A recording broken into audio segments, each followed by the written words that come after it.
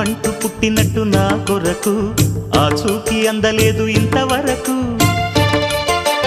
వచ్చింది గాని ఈడు ఒంటి వరకు వేధించలేదు నన్ను జంట కొరకు చూశాక ఒక్కసారి ఇంత వెలుగు